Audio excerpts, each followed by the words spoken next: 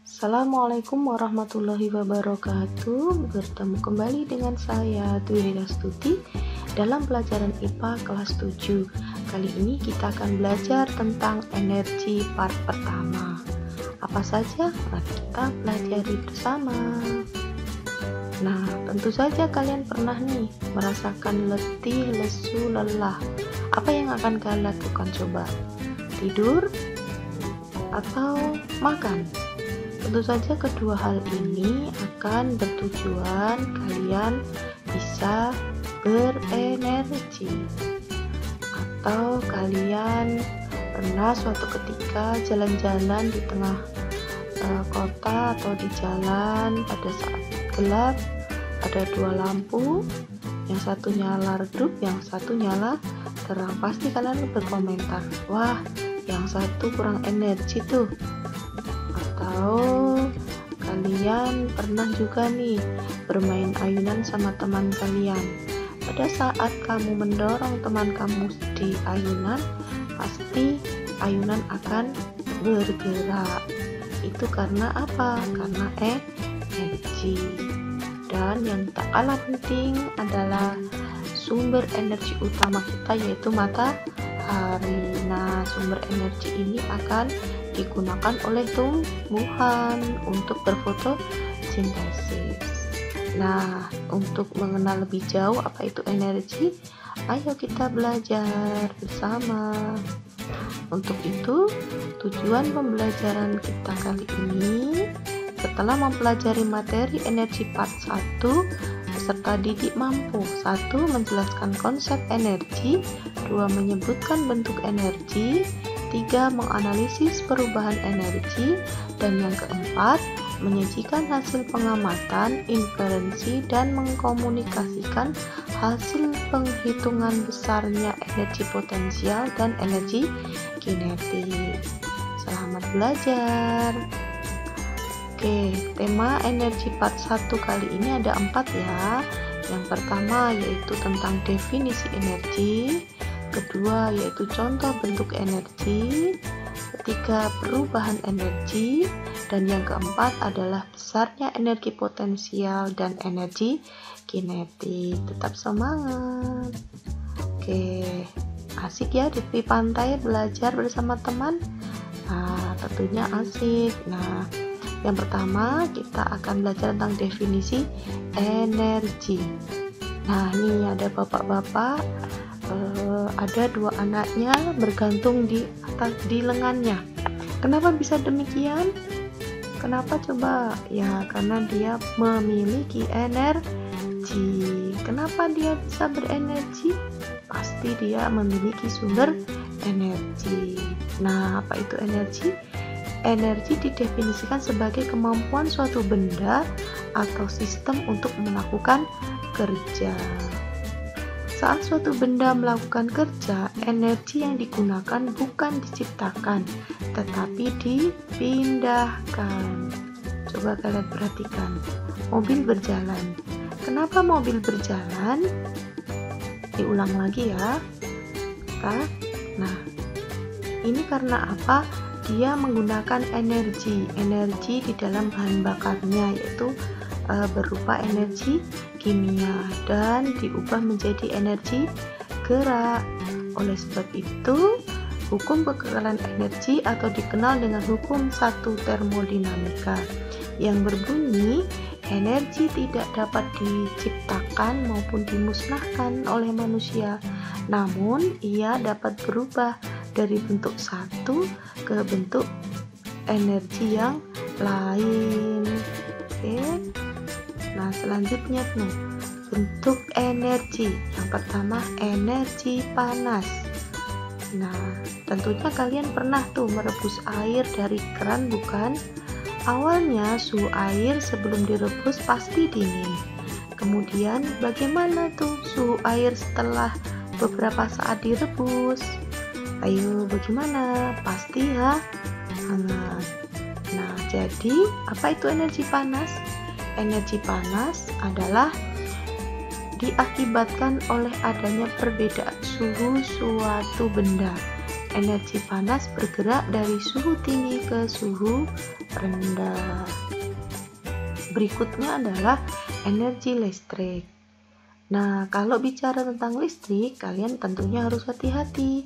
Jangan bermain-main dengan listrik karena berbahaya.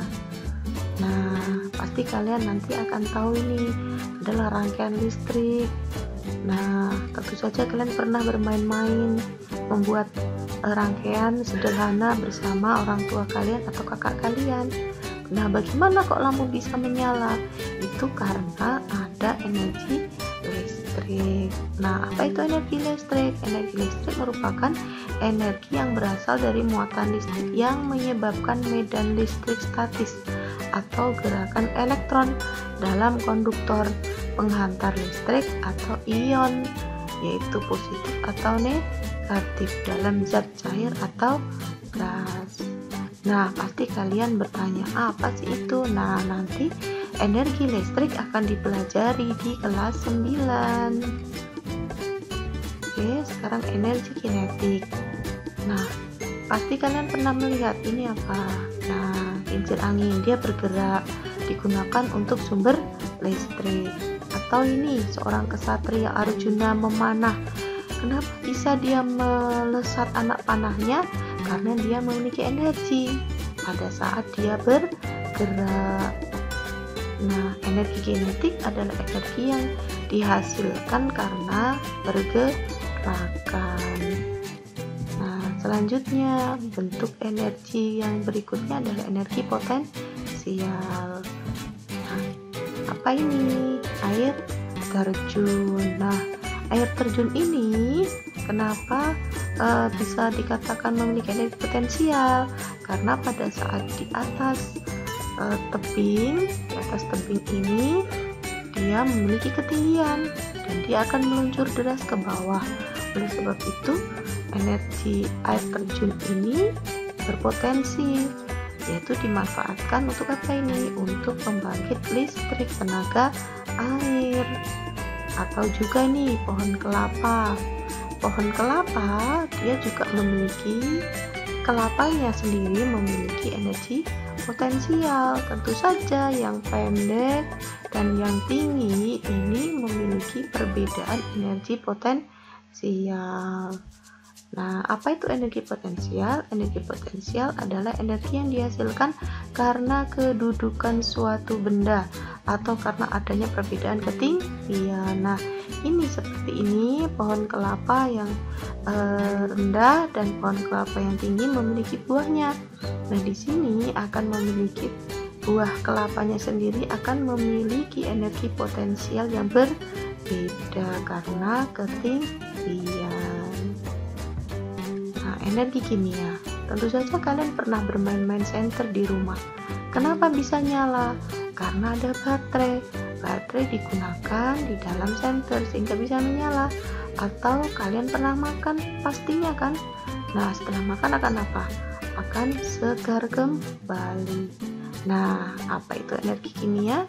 Energi kimia adalah energi yang tersimpan dalam suatu benda yang jika diaktifasi bisa menghasilkan energi yang lain. Oke, sekarang ada perubahan energi. Kalau bicara tentang perubahan energi, tentu saja kalian pernah ingat di pelajaran waktu SD dahulu. Ya, ingat energi tidak bisa diciptakan, melainkan dapat diubah menjadi bentuk energi lain. Nah, alat-alat berikut akan bekerja jika terjadi perubahan energi. Nah, sebutkan bentuk perubahannya apa saja pada saat alat di bawah ini digunakan. Itu ada beberapa alat, itu ada perubahan apa saja saat digunakan. Nah, ada kipas angin. Nah, nanti kalian sebutkan ya, terjadi perubahan energi apa. Energi listrik menjadi gerak atau energi listrik menjadi panas dan sebagainya. Selanjutnya, nah kita akan belajar tentang besarnya energi potensial dan energi kinetik. Ingat kembali ya, energi potensial adalah energi yang dihasilkan karena kedudukan suatu benda atau karena adanya perbedaan ketinggian. Sedangkan energi kinetik adalah energi yang dihasilkan karena pergerakan. Perhatikan pohon kelapa berikut. Nah, ini pohon kelapa, misalnya dia punya ketinggian berapa meter, itu disebut H, atau ketinggian satuannya meter. Ada buah kelapa, dia memiliki massa satuannya kilogram dan dipengaruhi oleh besarnya kecepatan gravitasi bumi yang satuannya m/s². Nah, dengan rumus energi potensial sama dengan massa dikalikan kecepatan gravitasi bumi dan dikalikan ketinggian, atau kita singkat sebagai megah. Kemudian ini energi kinetik adalah tadi bergerak kapan? Pada saat kelapa jatuh. Nah, tadi ini memiliki apa? Kecepatan dengan satuan meter per sekon. Sedangkan kelapanya memiliki massa yang satuannya kilogram. Nah, maka rumus untuk mencari besarnya energi kinetik itu ada, yaitu setengah kali massa kali kecepatan dikuadratkan, atau setengah mv². Nah, seterusnya, apabila kelapa jatuh, ingat, energi tidak bisa diciptakan, melainkan dapat diubah menjadi bentuk energi lain. Saat kelapa mulai jatuh hingga sampai ke tanah, terdapat energi, yaitu energi potensial atau kita singkat EP, energi kinetik atau kita singkat EK, dan energi mekanik atau kita singkat EM. Nah, energi mekanik adalah jumlah dari energi potensial dan energi kinetik, dan besarnya energi mekanik adalah tetap, yaitu EM sama dengan EP plus EK. Nah, ingat kembali ya, seperti ini. Pada saat ketinggian 10 meter, terus massa 2 kg, percepatan gravitasi, nah itu ketinggiannya 5 meter. Menurut kalian, perbandingan energi potensial pada saat ketinggiannya 10 meter dibandingkan dengan yang 5 meter, menurut kalian besar mana? Yang 5 meter atau 10 meter? Nah, kita buktikan ya. H sama dengan 10 meter. Tadi rumusnya apa? EP sama dengan MGH. 10 meter kita masukkan, yaitu 2 kg kali 10 kalikan tinggi 10. Berapa? 200. Coba kita yang 5 meter kita masukkan. MGH 2 kali 10 kali 5 berapa? 100. Jadi bagaimana menurut kalian? Besar yang mana? Betul, besar yang 10, ketinggian yang memiliki ketinggian 10 meter ya. Jadi semakin kecil ketinggiannya atau semakin rendah, maka energi potensialnya semakin kecil atau kebalikannya.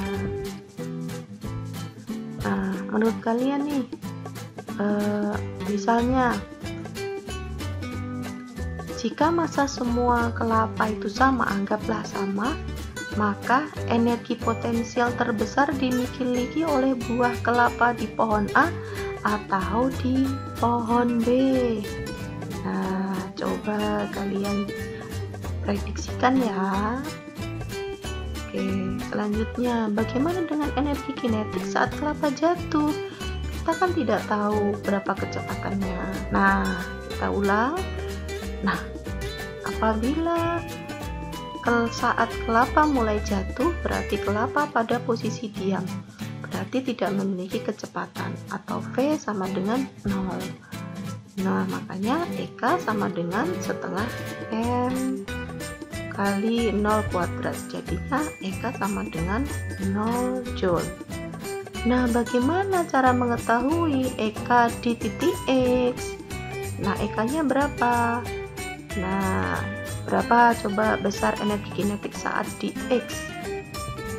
Kita cari tahu. Nah, coba ingat kembali ya. EM sama dengan EP plus EK. Pada saat ketinggian benda kelapa ya 10 meter, dia memiliki misalnya massa 2 kg, percepatan gravitasi 10 meter per sekon, ternyata kelapa jatuh. Pada saat jatuh itu misalnya ya, posisinya 5 meter, perlu diingat bahwa konsep ketinggian adalah dari bawah ke atas, bukan dari atas ke bawah. Sekali lagi, dari permukaan tanah ke benda itu ketinggian. Nah, jadi bukan dari atas ke bawah, melainkan dari bawah ke atas. Nah, ini ketinggiannya 5 meter. Nah, coba kita cari tahu ya.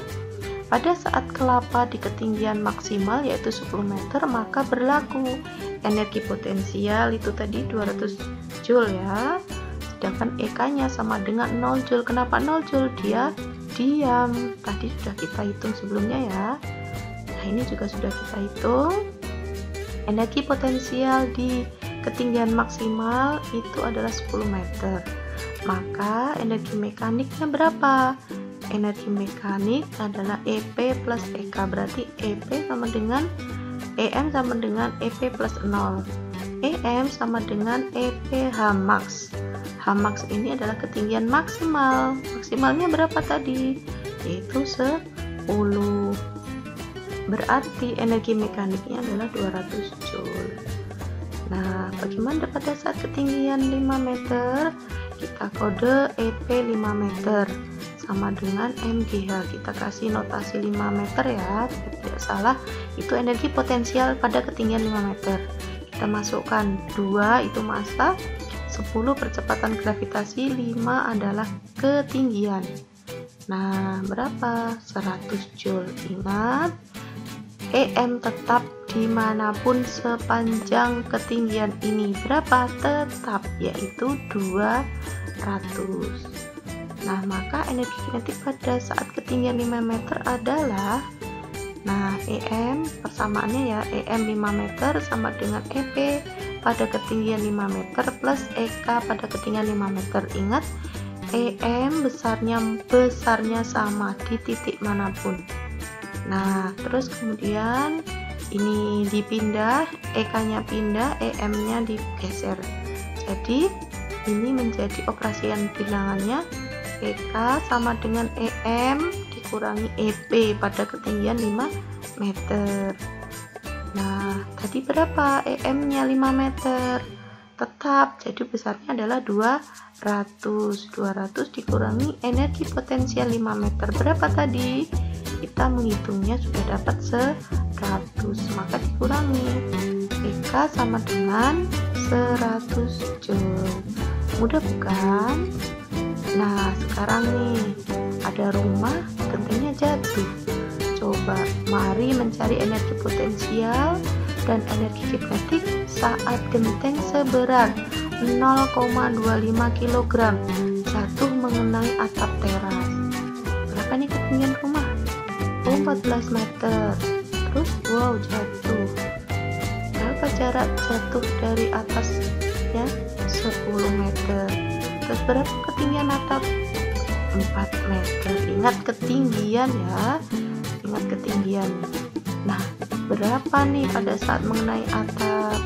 Silahkan didiskusikan. Selamat mencoba ya, semoga berhasil. Nah, sekian, semoga bermanfaat. Salam hangat buat keluarga. Wassalamualaikum warahmatullahi wabarakatuh.